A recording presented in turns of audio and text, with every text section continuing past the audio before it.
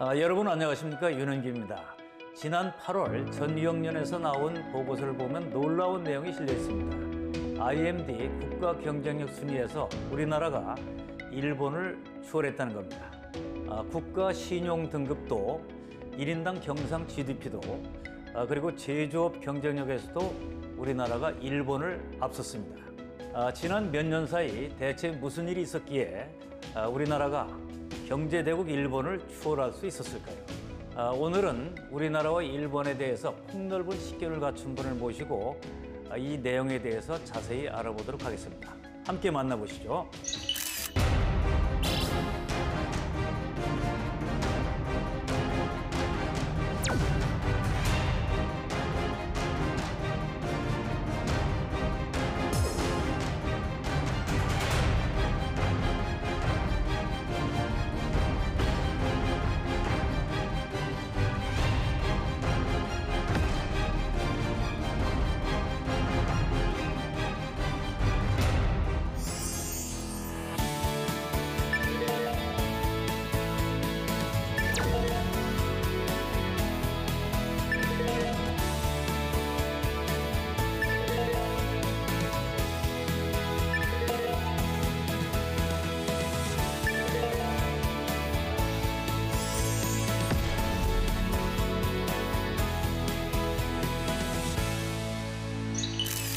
교수님 안녕하세요. 안녕하십니까. 예, 반갑습니다. 반갑습니다. 자, 먼저 시청자분들을 위해서 본인 소개부터 좀 해주시죠. 예, 저는 1988년에 일본에서 한국으로 왔습니다. 예. 이름은 호사카 이으지라고 하고요. 예. 그리고 2003년에는 한국 사람으로 국적으로 완전히 옮겼기 때문에 예. 현재 이름만 일본 이름을 갖고 있습니다. 한국 사람이고요. 예. 그리고 아이들도 다 군대도 다녀왔습니다. 네. 네. 제일 처음에 한국에 오게 된 계기는 뭐였습니까? 이쪽에 공부하러 왔죠. 고려대 전치외교학과에서 예.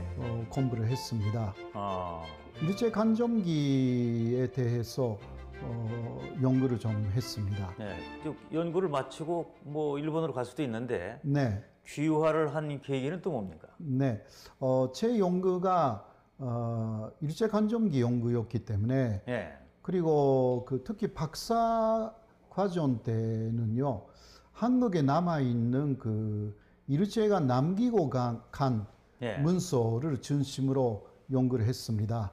근데 그 문서들이 책으로 말하면 20만 권 정도 한국에 남아 있습니다. 아하. 아직은요. 예.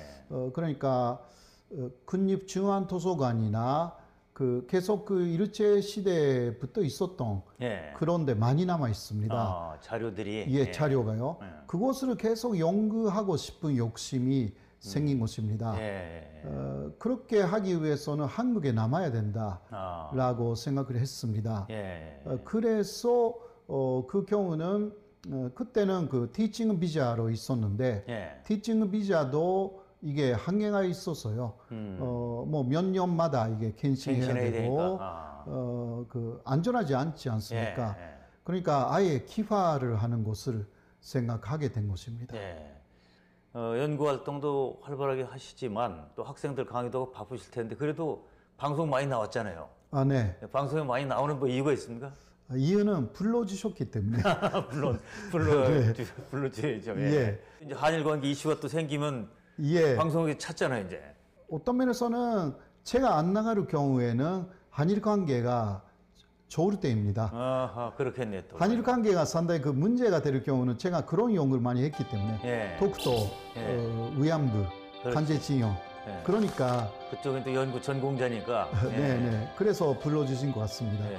네. 자, 그러니까 이제 이 교수님에 대해서 그래요. 일본 사람이야, 한국 사람이야, 그냥 이 학자냐? 이렇게 했던 정체성에 대해서 여러 가지 얘기들이 있는데 네네네. 어떻게 생각하세요? 사실 키화라는 말은 일본에서는요, 예. 일왕의 신하가 된다라는 그런 뜻이 있습니다. 거기서 좀 벗어났다라는 오히려 한국으로 왔기 때문에 예. 일본으로 키화할 때는 그런 뜻이거든요. 예. 키화라는 예. 말이 오히려 한국 쪽으로 왔기 때문에 벗어났다라는 좀 자유로운 신세가 됐다. 예. 그렇게 좀 느꼈습니다. 실제로 그럼 귀화하기 전하고 후가 이렇게 많이 좀 달라졌습니까? 역시 일본법 아래에 있으면 이게 일본 사람이 될 수가 있고요. 예. 문화적으로도. 그러나 현재는 한국 문화 예. 속에 있고 또 한국 법에 뭐 구속되어 있는 것은 아니지만 그 법에 일단 지배를 받고 있잖아요. 법 체제 안에 살아야 되니까. 예. 그렇다면 이게 한국인으로 되어가는 것입니다. 그리고 또 말을 좀 배워야 되고 예. 아직 완벽하게 말하지는 못하지만 뭐 원활하게 하시는 거죠. 예. 그러면 귀화한 다음에는 일본을 바라보는 관점도 조금 바뀔 수 있나요? 일본에서 떨어져 있기 때문에 예. 일본이 어떤 면에서는 잘 보이기 시작하는 것입니다. 더 객관적으로. 더 객관적으로 보이기 시작한다. 예. 예를 들면 한국으로 떠난 한국 분들이 예. 그 외부에서 예를 들면 미국이나 호주에서 한반도를 볼 때 상당히 잘 보인다라는 이야기가 그럴 있지 수가 않습니까? 있죠. 그거하고 상당히 비슷합니다. 예. 자, 이번에 도쿄 올림픽 네. 어떻게 보셨어요? 도쿄 올림픽은 사실 그 코로나 상황에서 예. 했기 때문에 뭐 일본이 메달을 많이 따가지고 그것만으로 보면 성공했다고 보이는데 예. 그러나 코로나가 확진자가 지금 25,000명으로 넘었고 올림픽 전에 5배 정도가 돼버렸습니다. 그런 그 코로나 방역에 대해서는 완전히 좀 실패했다. 그렇게 볼 수밖에 없습니다. 예.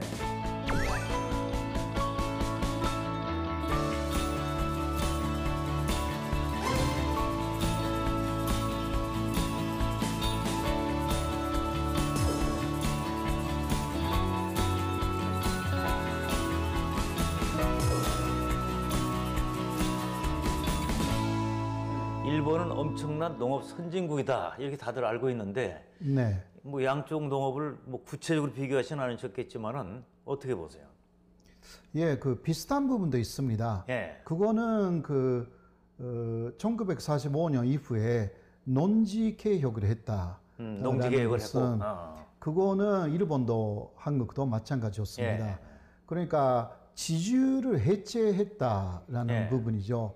그러니까 대규모 그 농업이라는 것이 거의 사라졌고 예. 소규모로 한다라는 부분들이 일본하고 한국이 좀 비슷하다고 저는 예. 보고 있어가지고요.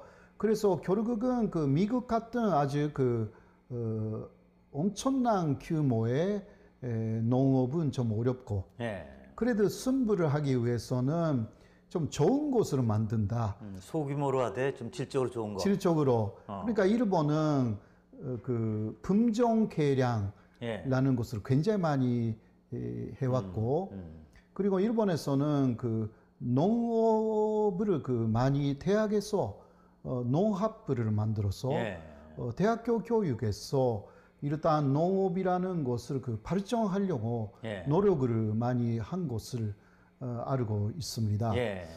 그래서 일본에 아주 독특한 그 농산물들이 상당히 좀 있고 그래서 질이 좋은 것을 좀 비싼 가격으로 오히려 판매한다라는 것으로 그래도 단점 크게 뭐 좋은 점도 있지만 단점도 있죠. 예. 요새는 그 FDA 시대이기 때문에 그 값싼 농산물이 더 일본에 많이 들어오면 일본 농가 경쟁력이 또 이제 경쟁력이 조금 맛이 떨어져도 싼 곳으로 살려고 글쎄요. 하는 분들이 좀 많아지지 않습니까? 예. 그래서 일본은 그 FTA를 여러 나라하고 맺을 때 농산물의 일부를 개발하지 않습니다. 예.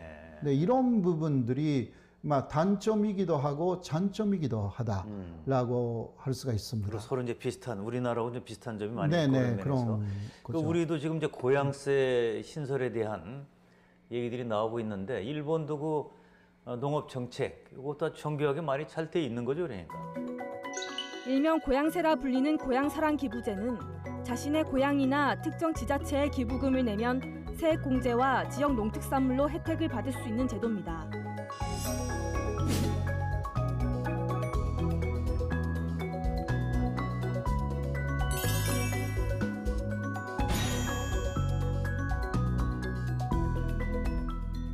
예, 일본이 아무래도 그런 부분은 잘하고 있는 것으로 제가 알고 있습니다. 예. 그러나 역시 국제적인 경쟁력을 생각할 때 앞으로 그렇게 일본 농업이 그 미래가 밝은가라는 부분에 대해서는 예. 많은 사람들이 그렇게 뭐라 할까 낙관적인 생각은 안 갖고 있는 것 같습니다. 미래는 모르겠다. 네, 네.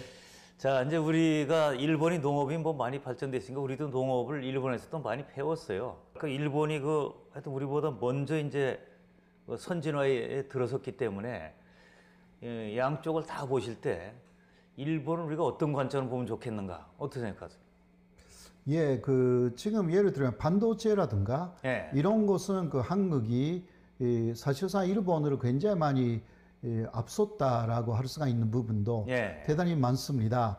네, 그러나 아직도 예를 들면 반도체를 만드는 공작 기계, 공작기계. 예. 공작 기계 예. 이게 아직은 일본은 세계 최고의 수준을 갖고 있습니다. 예. 네, 한국에서는 그러니까 반도체를 더 만드는 기계를 한국에서 만들 수 있게 되면 예. 이게 또 일본에 서로 자리가 없게 되는 예. 그런 상황이 되는데 이게 그러나 공작 기계를 발전시키기 위해서는 굉장히 오래된 기간이 필요하다. 노하우가 쌓여야 되는 거네. 예. 일본이 이것은 사실 45년 이전부터 그렇죠. 그러한 기술을 쌓아왔기 때문에 이러한 부분은 앞으로 한국이 더 일본을 지원할 만큼의 기술을 쌓아가야 되는 예. 제조 부분에서는 예. 아직은 일본의 배울 부분은 좀 많다. 예. 그렇게 생각합니다. 한때 세계적인 경제 대국으로 성장을 했었잖아요. 이게. 네, 네. 아주 진짜 잘 나갈 때 그때 성공의 요소가 뭐 있을까요? 그때는? 예, 뭐 여러 가지가 있지만 가장 특징적인 것은 먼저 원천 기술은 미국이나 유럽에서 가져와요. 일본이. 그런데 일본은 그렇게 가져온 기술을 철저하게 연구를 하였어요. 거기에 새로운 조그만 기술을 붙입니다. 아하. 붙이면 사실상 새로운 기술이 되는 거죠. 그것을 또 반대로 미국이나 유럽으로 세계로 팔아요. 그래서 미국 쪽에서도 특히 일본의 예를 들면 군사 기술도 그렇고요. 경찰에서 여러 가지 사용하는 대단히 중요한 기술들이 일본 기술이 없으면 전혀 아하. 이게 못하겠다라는 데가 많다고 합니다. 예. 그래서 한때 엔고가 되었는데도 미국은 그거 계속 샀습니다. 예. 바로 일본은 그런 식으로 하여서 사실상 기술력으로 예. 이제 경제 대국의 위상을 쭉 지킬 수가 있는 그러한 초력을 만들었다. 예. 그리고 또 하나는 정보력이라고 할 수가 있습니다. 뭐 다 아시겠습니다만은 해외로 출장하는 사람들은 어떤 면에서는 산업 스파이가 일본은 그것을 굉장히 전략적으로 했습니다. 의사한 사람을 먼저 어떤 회사에 취업시킵니다. 예.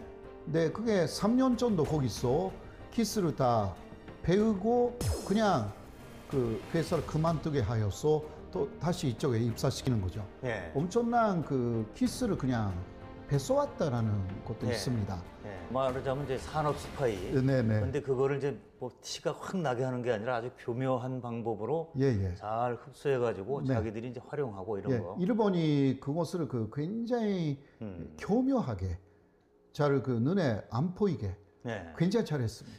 글쎄요, 이게 제가 볼 때는 우리나라도 그 당시에 뭐 많이 그런 걸 또 배우려고 한동안 일본식 경배하려고 했었죠. 네. 일본 사람들의 생각에는 아무래도 자원이 없는 나라이기 때문에 다른 나라의 자원을 활용하면서 또 거기에 부가가치를 얹어놓고 일본이 마지막은 본다. 이런 전략이라고 할 수 있습니다. 한동안 이제 그걸 활용해서 엄청나게 이제 성과를 일으켰지만 지금 소위 이제 지금 IT를 넘어서 AI 시대니까 지금은 원천 기술이 또 어느 정도 받쳐주지 않으면 이제 한계가 있는 거죠. 지금은 네, 말이죠. 그런 것입니다. 예. 그리고 그 일본에 가 계시는 한국 분이 이러한 이야기를 하셨어요. 일본은 굉장히 살기 좋은 사회다. 예. 그러니까 반대로 말하면 침체되어 있다. 침체되어 있다. 어허. 그러니까 일본에 살고 있으면 혼자 살아도 굉장히 그 편하게 살 수가 있다라는 것입니다. 예. 그런데 한국에 돌아가면 또 여러 가지 부딪히고 굉장히 괴로운 부분들이 있는데 그러니까 치지 않으려고 차신을 개발시킨대요. 예. 한국에 있으면. 한국이 자극이 좀 세죠. 예. 근데 일본에 있으면 그게 없어서 예. 차신을 발전시키지 않아도 예. 충분히 즐겁게 살 수 있는 게 다 현재는 있다고 합니다. 예. 그래서 지금 일본이 침체하기 시작한 거 아닌가 이러한 이야기를 합니다. 예. 자, 학교에서 이제 학생들을 가르치시니까 그 네. 젊은 학생들 보면 자, 일본에서 뭐 좀 배우자 하는 학생도 있을 거고 뭐 일본에서 더 뭐 배울 게 우리가 뭐 있냐 이런 학생도 있는데 말이죠. 어떻게 보세요? 요새는 그 일본에 대한 관심 자체가 많이 사라져가고 있다. 예. 그렇게 할 수가 있고요. 예. 왜냐하면 일본에 있는 것이 다 한국에 다 있습니다. 예. 그리고 젊은 사람들이 좋아할 만한 그 예를 들면 화장품이라든가 예. 이런 것들이 오히려 일본 사람들도 한국 화장품을 젊은 세대는 예. 선호합니다. 예, 그래서 여러 면에서 그 일본보다 선진화된 부분들이 없지 않아 있는 거죠. 예. 그러니까 학생들이 그 일본에 대한 그 뭐라 할까 배워야 된다라든가 이런 것을 말하는 학생 거의 사라졌다고 아하. 할 수가 있습니다. 예. 특히 또 문화적인 부분에서는 그 BTS라든가 예. 그런 세계적인 또 스타들이 나와 가지고 네. 그리고 영화에서도 기생충이라든가 그렇죠. 미나리라든가 세계적인 또 상을 네. 수상하여서 일본이 옛날에 좀 그랬는데 예. 또 조금 일본이 그러한 문화적인 세계에서도 뭐라 할까 세계를 좀 리더하기가 어려운 상황이 있습니다. 아하. 현재. 예. 예, 그런 면에서는 압도적으로 오히려 한국이 우수한 게 아닌가 이렇게 느끼는 젊은이들이 좀 많아지고 있고 예. 또 일본 사람들도 더 그래요. 일본의 젊은이들한테 물어보면 예. 한국에서 노제팬라든가 노아베라든가 예. 해서 일본 제품 불매 운동을 했지 않습니까? 예. 그러나 그거 듣고 일본 젊은이들이 놀랬습니다. 어허. 왜 일본 제품을 그렇게 지금까지 선호했나 예. 라는 거 이해가 안 된다고 합니다. 한국에도 좋은 거 많은데. 예, 한국에서 좋은 게 많은데 예. 그렇게 이야기하는 일본 젊은이들이 많습니다. 예. 그러니까 지금 뭐 K-팝이나 지금 말씀하셨던 그 BTS나 네. 일본 젊은이들도 많이 좋아하잖아요, 지금. 예. 막 요새는 코로나 때문에 그 네. 일본의 그런 투어는 없어졌지만 네. 그러나 코로나 이전에는 일본 투어를 하면요 네. 어디에서나 완전히 그 만원이었어요. 예. BTS뿐만이 아니라 블랙핑크도 그렇고요. 네. 사실은 일본의 돔크장 있지 않습니까? 도움부장. 돔크장을 매진시킬 수 있는 힘은 한국의 그런 그룹들이 네. 많이 갖고 있습니다. 아, 그 연사마도 난리 났었죠. 네네. 예. 일본의 그룹들은 거기까지 큰 힘은 아직은 안 갖고 있고요. 예. 요새는 코로나 때문에 어쩔 수 없이 해외에서 그런 아티스트가 오지 않으니까 예. 일본 사람들의 공연도 조금 그 거리두기 하면서 많이 하기는 하는데 K-팝 스타들이 다시 가기 시작하면 완전 그 엄청나게 넓은 예. 그러한 돔크장 같은 데도 다 매진시킵니다. 아. 엄청납니다.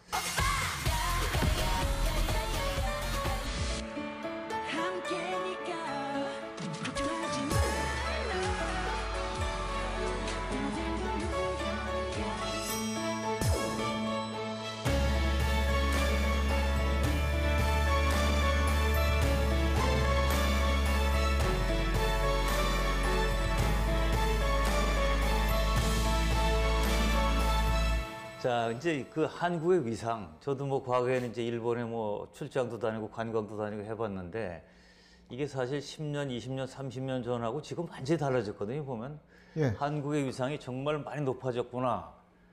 일본하고 또 갭이 많이 줄어들었구나. 네, 일본은 네. 추월도 하는구나 하는 걸 어디서 느끼세요? 가장 많이 느끼는 것은 역시 그 IT 강국이다라는 예. 것이고, 일본에 가면요, 예. 그 자신의 주소지에 가지 않으면 예. 기본적으로 주민등록표라든가 예. 그 다를 수가 없습니다. 예. 예, 그리고 그 일본은 그 주민등록증 예. 그냥 없거든요. 어허. 주민등록증이 없기 때문에 디지털화가 어려운 것입니다. 예. 주민등록 번호가 있어야 그렇죠. 그래서. 모든 것이 디지털화가 되는데, 일본은 지금 그 마이넘버 카드라는 것을 보급하기 시작했어요. 아하. 그거는 자발적으로 신청하면 그 마이넘버라는 주민번호죠. 번호가 나오는데 나오는데 그거는 의무가 아니라 국민 자발적으로 전체가 아니다 보니까 아직은 그 20% 정도밖에. 그럼 뭐 한계가 예. 있죠. 특히 코로나 전국이 돼가지고 예. 이 디지털화가 안 되면 여러 가지 그 신청을 할 때 예.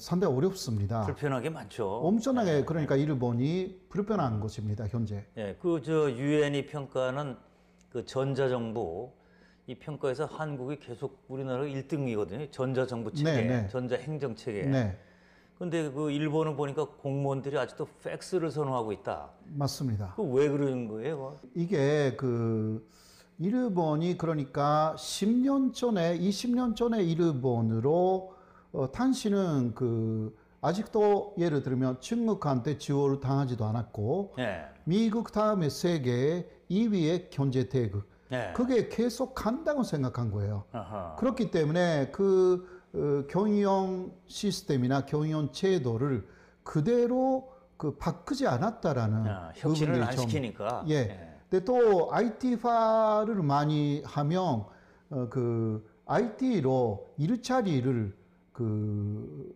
산실하는 사람들이 나옵니다. 예. 그 사람들에 대한 그 뭐라 할까 새로운 제도화를 고민해야 되는데 예. 그것을 안 했던 거죠. 그러니까 지금 이제 이런 말씀을 나누다 보면 이제 우리가 좀 말하자면 많이 성장했다는 것도 네. 있지만 일본이 상대적으로 그동안 좀 정체된 면이 있다. 네, 이게 합쳐지면서 확 갭이 주는 거 아닌가요, 좀? 그런 것입니다. 예. 그래서 일본은 일본 제고였던 그 사회 시스템을 예.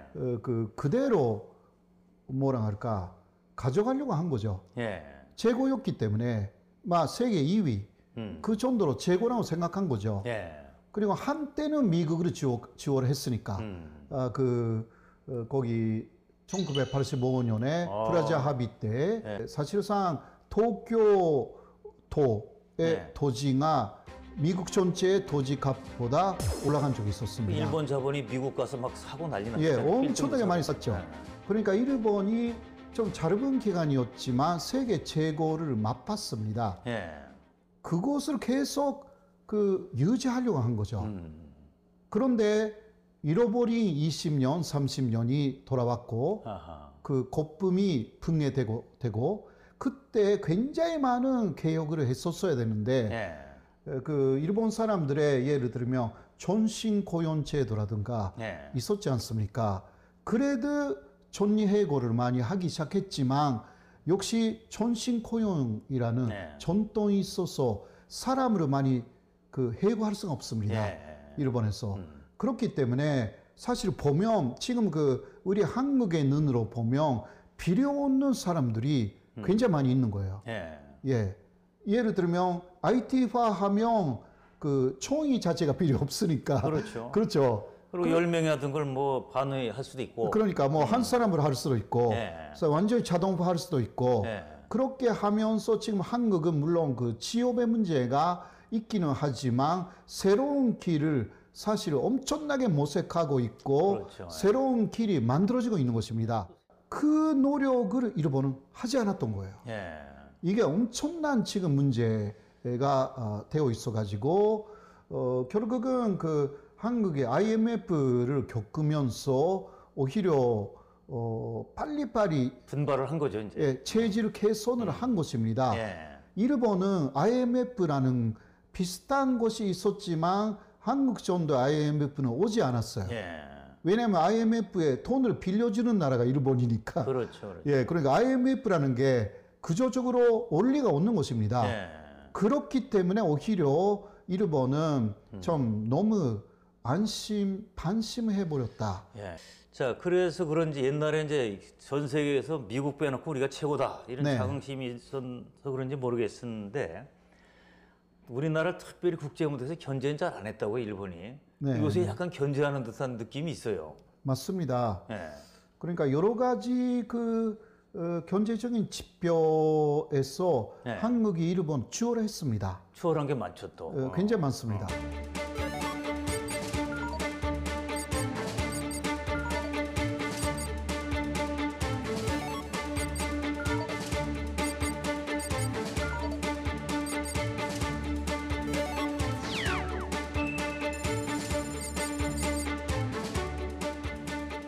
그게 일본이 모르는 사이에 한국이 추월해 버린 것입니다. 예. 그게 엄청난 그 쇼킹한 일본 사람으로서는 그 일본이라는 나라, 예. 특히 극우파 그 정부로서는 그게 한국한테 지원을 당하는 것을 너무너무 싫어하는 사람들이 예. 그 극우파 사람들이거든요. 예. 우월의 의식이라는 게 있어서 우월의식. 특히 한국에 대한 우월의 의식. 네. 근데 그 유일한 우월의 의식을 가질 수 있는 상대가 한국이었는데 네. 그게 이제 아니게 된 거죠. 예. 자, 그러니까 전에 정말 그러고 보니까 뭐 소니 하면은 참 엄청난 그 브랜드 파워가 있었는데 지금 삼성전자가 세계적으로 세잖아요, 보면. 그러니까요. 이런 거가 처음에 뒤집어졌을 때 일본에서 상당한 참 충격을 받았겠어요. 네. 예. 그러나 그것을 많이 일본은 간조하진 않았죠. 예. 그러니까 숨긴 거예요. 어허. 삼성도 예. 저 많은 일본인들이 일본 기업을 알고 있었어요. 네네. 그렇기 때문에 그 경쟁 상대로서 삼성을 보지 않았던 거예요. 인정하고 싶지도 않고. 예, 예. 자. 그런데 알고 보니 이게 세계의 그러한 뭐 갤럭시라든가 이런 것이 엄청난 시야를 예. 가져버린 거잖아요. 예. 이게 일본이 그거 못 돼요. 예. 일본이 지금 삼성이나 LG처럼 엄청난 투자도 못 합니다. 예. 그 투자를 할 수 있는 여력이 있는 회사가 없습니다. 아하. 사라져버린 것입니다. 예. 그러니까 투자를 할 수 없으면 사실상 손자 못 하거든요. 예. 이게 일본의 지금 그 딜레마입니다. 그러니까 이제 역사적 전환기, 격변기 이럴 때는 정말 흐름을 잘 읽고 네. 과감하게 변신, 혁신을 해야 되는데 그런 걸 이제 놓친 것이 오늘날 이제 일본의 그 한계를 가져온 거고요. 네. 학자 중에 하버드의 램지어 교수라고 이제 보도가 됐잖아요, 네. 이게. 네. 자, 위안부 문제, 강제징용 문제에 대해서 이게 보니까 완전히 뭐 일본 편을 일방적으로 들은 것 같아요, 네, 네. 주장이. 그렇죠. 왜 이러는 거지, 이 사람은? 이 사람은 그 태어나자마자 일본으로 이주를 한 사람이에요. 예. 원래 그 미국에서 태어나기는 했는데 그러니까 만 1살이 되기 이전에 일본으로 아하. 건너가 가지고 고등학교까지는 일본에서 다녔습니다. 예. 그러니까 기본적으로 존재성이 그 일본인인 것 같습니다. 아하. 네, 그 이후에 또 그 미국에서 공부하기 시작해가지고 예. 경제학 공부를 많이 했는데요. 네, 그러나 아무래도 그 일본의 친구들이 많으니까 일본 쪽에 그런 그 사고 방식, 그 미쓰비시한테 많은 그 도움을 받아가지고 후원도 받고 그랬죠. 예, 하버드대에 들어갔을 때도 미쓰비시 프로페서 이것은 그 정식으로 하버드대가 뽑았다라기보다 미쓰비시가 자금을 제공하면서 그 속자 교수로 예. 만드는 시스템입니다. 예. 그렇기 때문에 일본의 미쓰비시나 미쓰비시하고 가까운 사람들의 요청이 있으면 좀 거절하기가 어려운 입장입니다. 그 같은 하버드 대학 교수들도 보니까 반박을 많이 하고 그랬더라고요, 보니까. 예, 맞습니다. 그때 올해 2월에 예. 이 문제가 불거졌는데 그때 그 학계지 문제가 된 학계지 이 사람의 논문을 실제로 책으로 만들어서 출판하느냐 마느냐 예. 이러한 그 논쟁이 벌어졌습니다. 그때 그 학계지에서는 저에게도 이 램지오에 대한 반박할 수 있는 내용이 있으면 보내달라고 아하. 왔습니다. 예. 근데 제가 간단한 그 소논문으로 일단 보냈거든요. 예. 근데 세계적으로 그런 사람들이 굉장히 많았던 것입니다. 근데 결국은 아직도 그러니까 2월부터 지금 8월이니까 6개월이 지났는데 예. 학계지는 나가지 않았습니다. 예. 예, 그렇게 끝나버린 거죠. 자, 교수님 이제 책을 보니까 신친일파라는 얘기가 나오더라고요, 보니까. 네네. 자, 이거 어떻게 보십니까, 개념을? 예, 신친일파는 제가 그러한 이름을 붙인 이유는 예. 뭐 옛날의 진일파가 아니라 새로운 진일파다. 일본의 핵심적인 그 한국을 부정하는 논리, 예. 그것을 기본적으로 갖고 있는 사람들. 예. 그리고 사실상 1995년도쯤부터 개발해온 예. 논리가 있습니다. 예. 그거는 특히 그 위안부 문제를 부정하기 위해서 먼저 나왔고요. 아하. 그 다음은 왜냐면 1993년에 고노 담화가 있어서 예.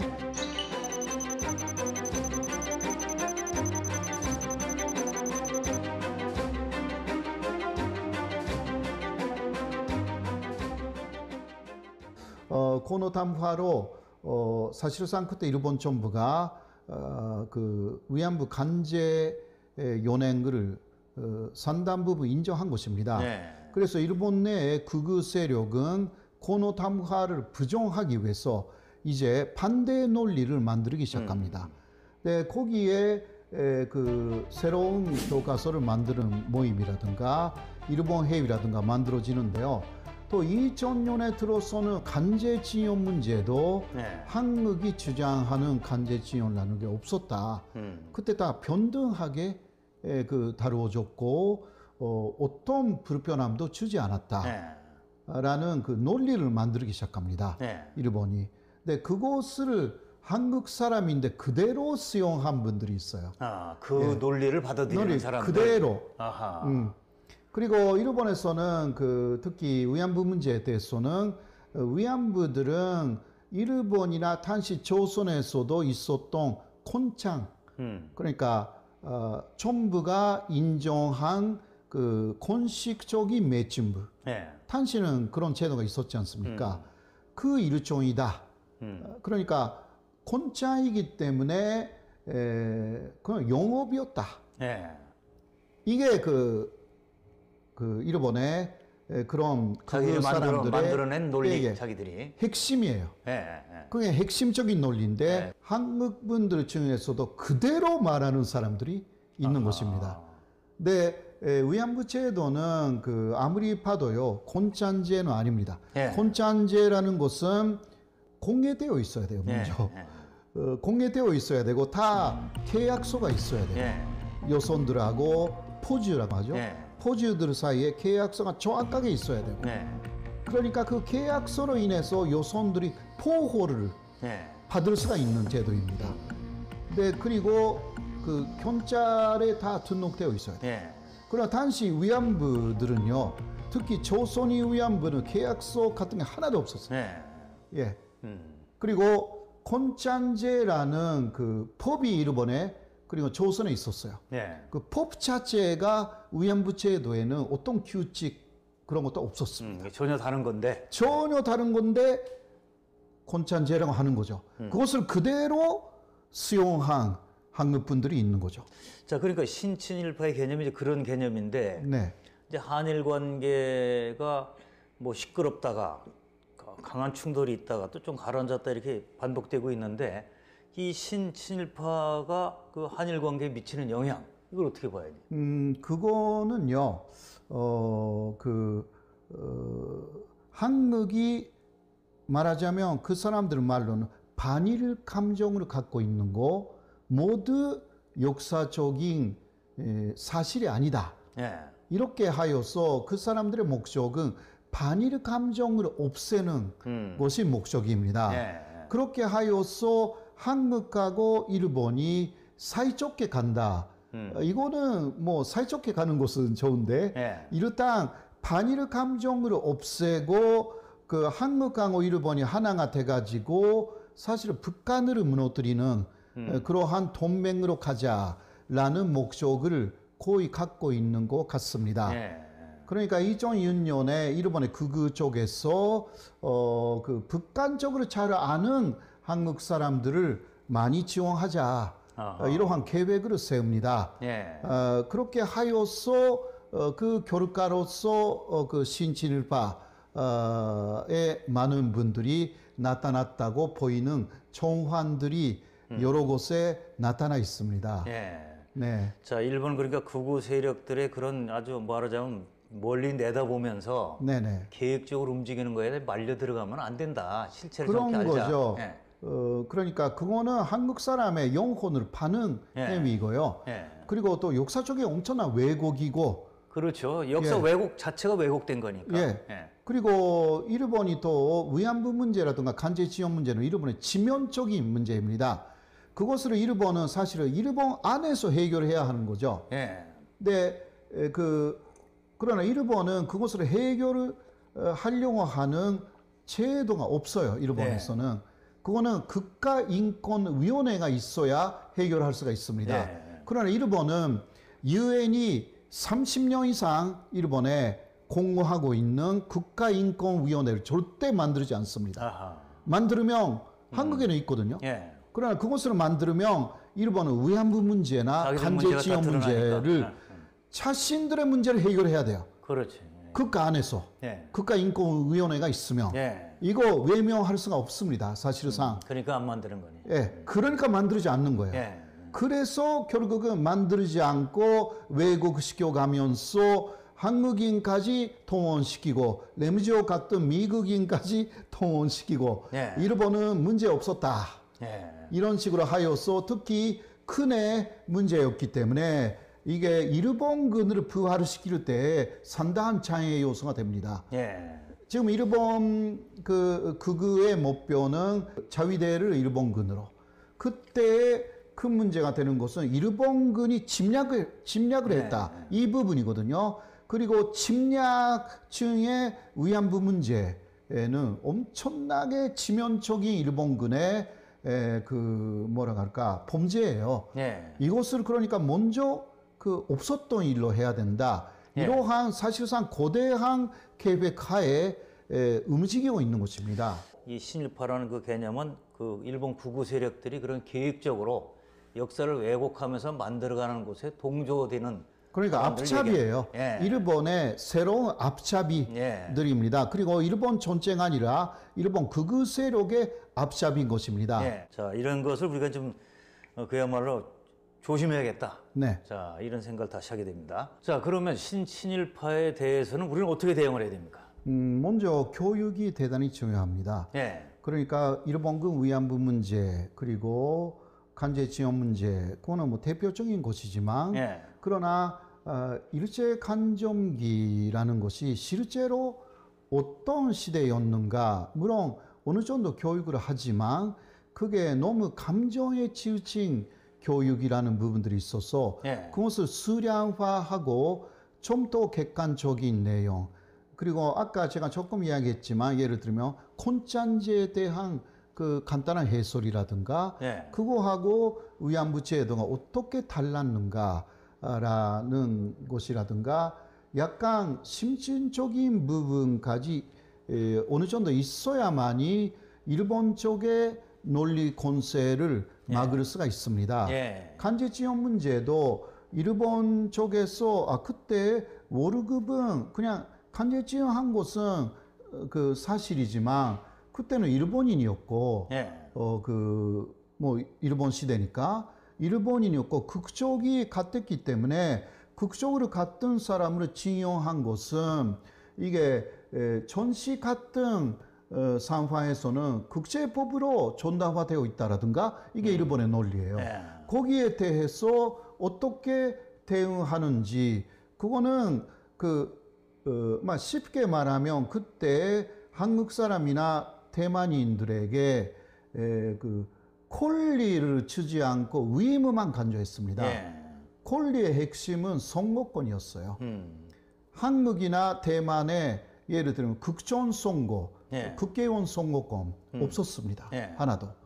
근데 선거권은 사실 국민으로서의 기본이었어요.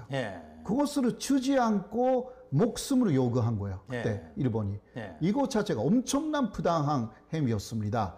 이런 기본적인 것을 학교에서 가르쳐야 돼요.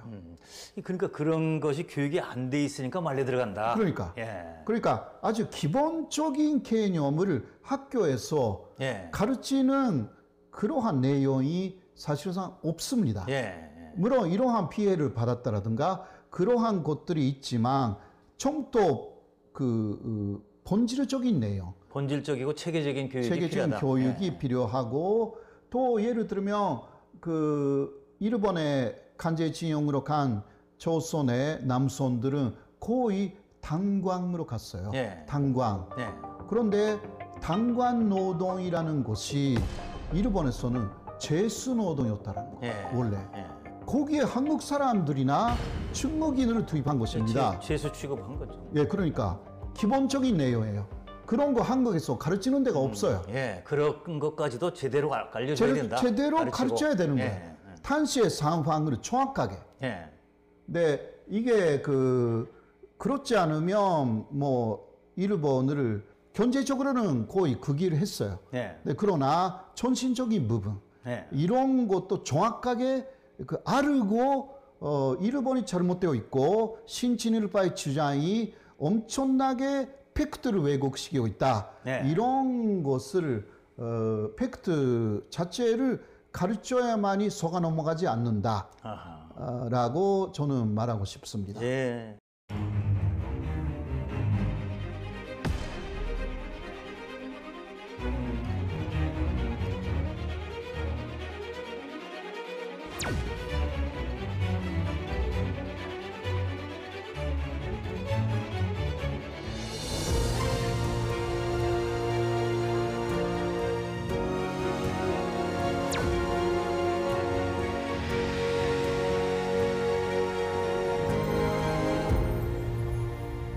자, 우리나라 이제 국가 위상이 많이 달라졌다는 얘기는 이제 국제 무대에서, 국제사회에서 우리가 또 활동하는 것도 좀 달라져야 되는 거 아닌가요, 이게?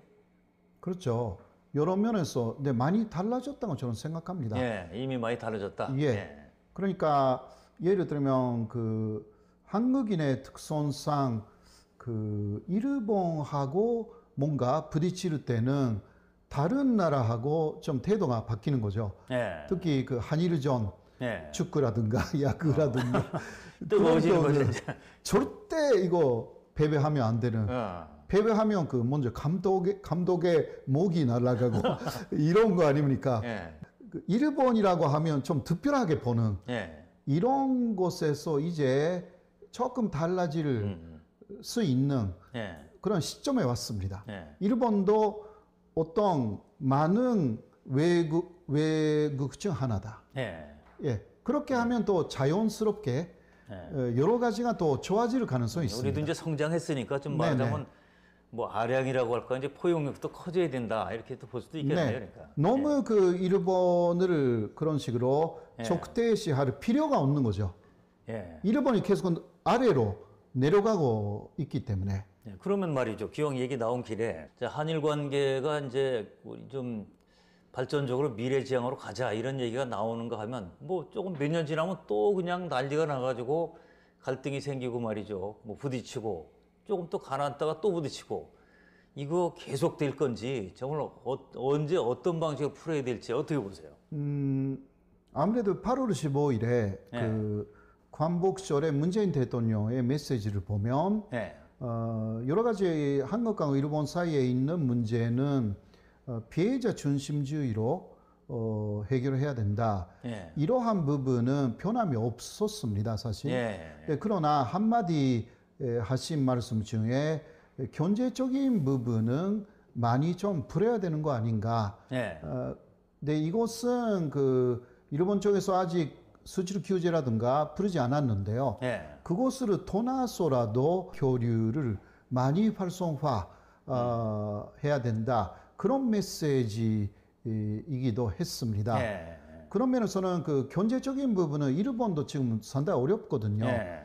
그러니까 한국하고 일본이 경제적인 면에서 여러 가지 협력 관계를 계속 더 회복해 나간다면 일본도 환영하는 것입니다. 양쪽 다 그러니까 그런 협력의 필요성을 이제 느끼고 있다. 네네. 네. 그런 거죠. 오히려 한국이 지금 그런 면에서는 일본을 그렇게 필요로 하지 않습니다, 사실. 예.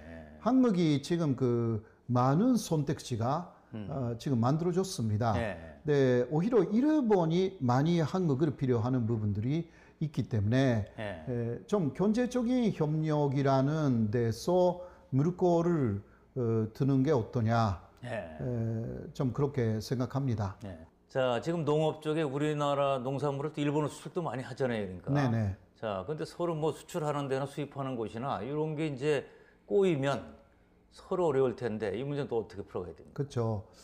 일본은 지금 그 일본 안에서 만드는 그 농산물로 그 뭐라 할까 자급자족이 할 수 있는 게 거의 없습니다. 사실 쌀 정도만 예. 할 수가 있고요. 옥수수 같은 것은 거의 대량으로 지금 미국한테 예. 수입하고 있습니다. 예. 수입하는 게 일본에서도 농산물이 굉장히 많습니다. 아하. 예, 그래서 그런 면에서는 그 한일 관계가 혹시 뭐 여러 가지 꼬인다 하더라도 그런 부분에서 한국의 농산물을 완전히 차단시킨다라든가 그런 것은 약간 생각하기 아직은 어렵고요. 예. 물론 그 일본 정부 극우 정권이 한국하고 사이가 나쁘고 예. 또 한국은 그 일본의 후쿠시마 농산물을 아직 금수하고 있기 때문에 예. 수출을 금지하고 있지 않습니까? 예.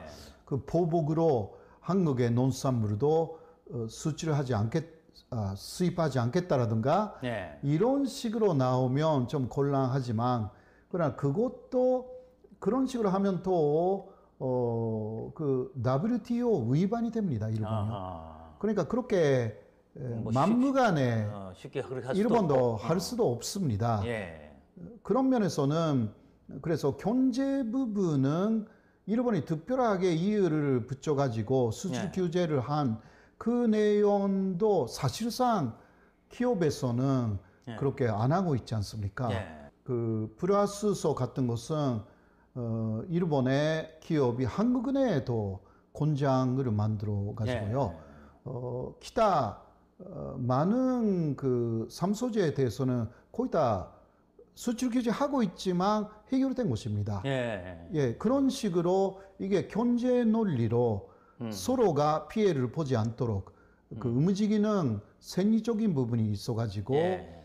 이 부분을 그 끊지 않고 또 발전시키면 이게 일본도 좋고 한국도 네. 좋으니까 그렇게 슬기롭게 경제는 충분히 이제 갈 수가 있다. 합리적인 방법으로 푸는 수밖에 네네. 없는 게 경제니까 말이죠. 예, 그러니까 이 부분은 아직은요. 예. 앞으로는 모르겠지만 그러나 아직은 큰 고민거리는 아닐 것이다. 예. 그렇게 생각합니다. 뭐 그런 것도 결국 이제 우리나라의 위상이 많이 높아져서 그런 거고요. 네. 자, 그럼에도 불구하고 여기서 더구나 귀화까지 해서 살아보니까 오늘날의 한국이 부족한 점, 이건 정말 우리가 선진국 되려면 이건 좀 고쳐야 된다. 뭐 어떤 걸 발견했습니까? 뭐 그거는 미국하고도 좀 비슷하지만 예. 너무 그 분단되어 있다라는. 그러니까 이건 전체적인 부분인데 예. 전체적으로 상당히 분열되어 있다라는. 예.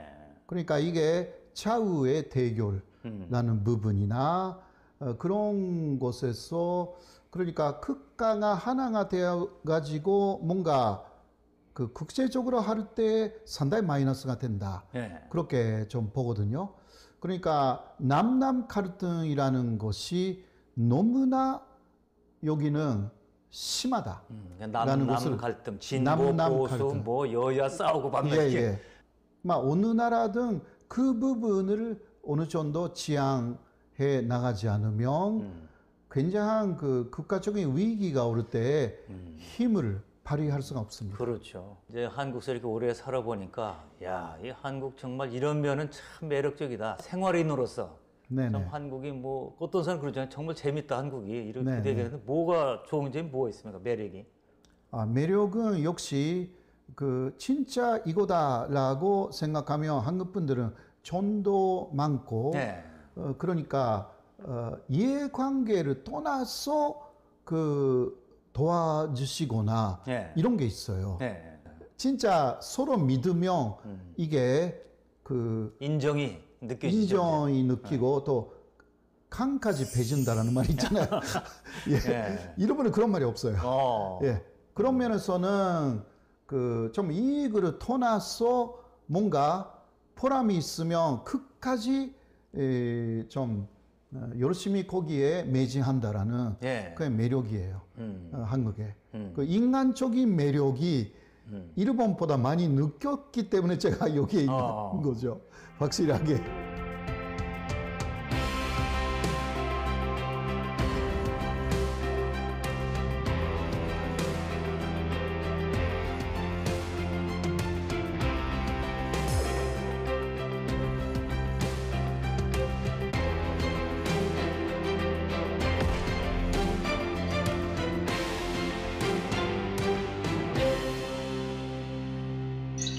자, 오늘 이제 그 바쁘신 분을 모셔서 이제 말씀 나눴으니까 저도 많은 얘기를 들어서 기분이 정말 좋고요.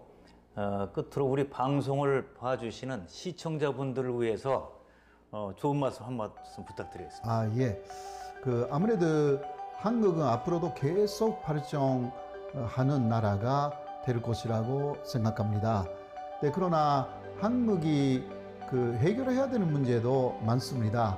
그것을 해결을 슬기롭게 해 나가면서 갈 수 있는 그러한 수준의 한국이 지금 올라갔다고 생각을 합니다. 앞으로도 어려운 문제가 많이 닥칠 건데요. 농업의 발전에 있어서도 아마 그럴 것입니다. 네, 그러나 한국 사람이 갖고 있는 굉장한 마음 그리고 쌓아온 기술이나 지식, 이거 세계 수준이 된 IT라는 부분을 활용해 나가면서 한국의 농업도 그리고 한국도 발전하고 나아가서 더 아시아 평화에 많이 공헌할 수 있는 나라가 되었으면 합니다. 예, 오늘 네. 저 시간 내주시고 또 여러 가지 좋은 말씀 감사합니다. 네, 예, 고맙습니다. 고맙습니다. 오늘 제가 서두에서 우리나라 국가 경쟁력에 관한 순위를 얘기해 봤는데요. 사실 국가 간 순위는 상대적인 참고 자료일 뿐입니다. 그보다 더 중요한 것은 우리 스스로가 어떤 성과를 일궈내고 또 그 성과에 대해서 어떤 평가를 내릴 수 있느냐, 바로 이겁니다. 오늘보다 더 나은 내일의 대한민국이 되기를 기대해 봅니다. 여러분 감사합니다.